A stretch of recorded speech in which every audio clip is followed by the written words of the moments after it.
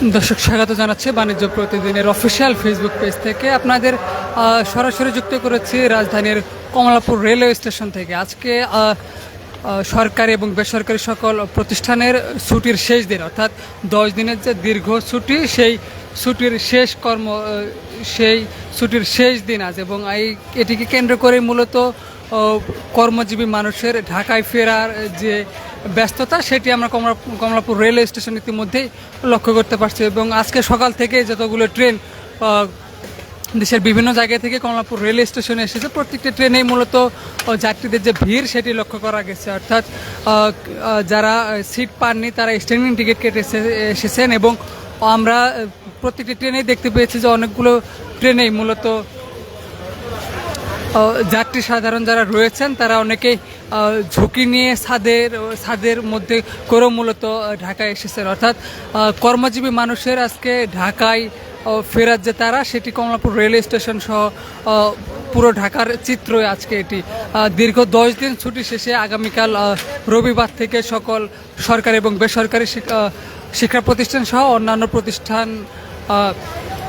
আবারও চালু হচ্ছেন, এবং যার ফলে কর্মজীবী মানুষের শেষ দিনের যে ঢাকায় ফেরা সেটি লক্ষ্য করা গেছে। এবং বেশ কিছুদিন থেকেই মূলত করোনা ভাইরাসের নতুন একটি সংক্রমণের যে প্রভাব সেটি বৃদ্ধি পেয়েছে, এবং যার ফলে রেলওয়ে কর্তৃপক্ষ থেকে বলা হয়েছিল যে আসলে সকল যাত্রী সাধারণ যারা রয়েছে তারা যেন মাস্ক পরিধান করে।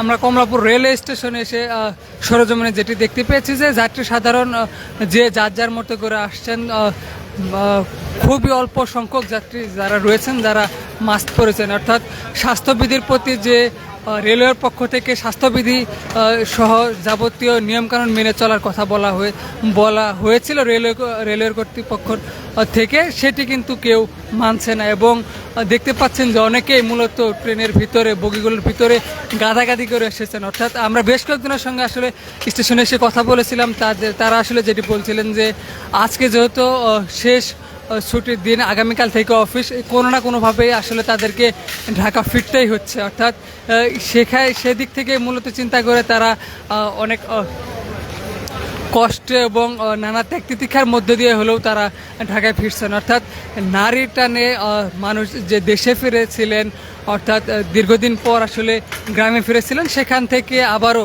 কর্মজীবী মানুষেরা ঢাকায় ফিরে আসছেন।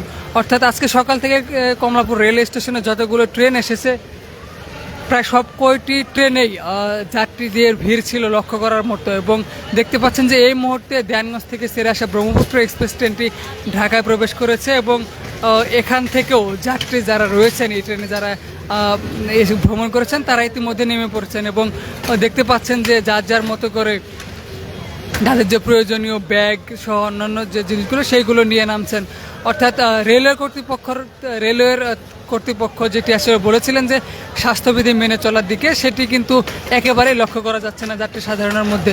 আপনাদের আরও একটু জানিয়ে রাখি যে বেসরকারি বিভিন্ন প্রতিষ্ঠান তাদের ঈদের যে ছুটি সেটি মূলত ঈদের পরে দিয়ে থাকে, এবং সেটিও লক্ষ্য করা যাচ্ছে। অর্থাৎ ঢাকা থেকে যে সকল ট্রেন ছেড়ে যাচ্ছে সেগুলো ট্রেনেও মূলত যাত্রীদের যে ভিড় সেটি লক্ষ্য করা যাচ্ছে। অর্থাৎ প্রতিটি ট্রেনেই মূলত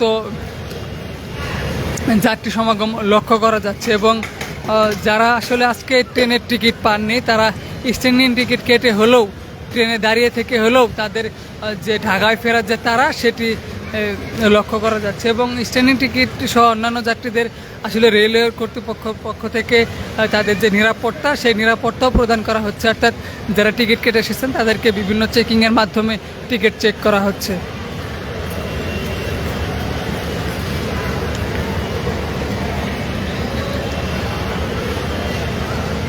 তো রেলওয়ে কর্তৃপক্ষের পক্ষ থেকে যেটি আসলে বলা হচ্ছে যে তারা সর্বোত্তক চেষ্টা করছেন সকল যাত্রী সাধারণকে নির্বিঘ্নে যেন তারা ঢাকায় ফিরতে পারেন, সেই তাদের পক্ষ থেকে সকল ধরনের ব্যবস্থা নেওয়া হয়েছে। এবং প্রতিটি যাত্রীকেই যেন স্টেশনে কোনো প্রকার হয়রানির শিকার না হতে হয়, সেদিকেও রেলওয়ের কর্তৃপক্ষ নানা ধরনের ব্যবস্থা নিয়েছেন।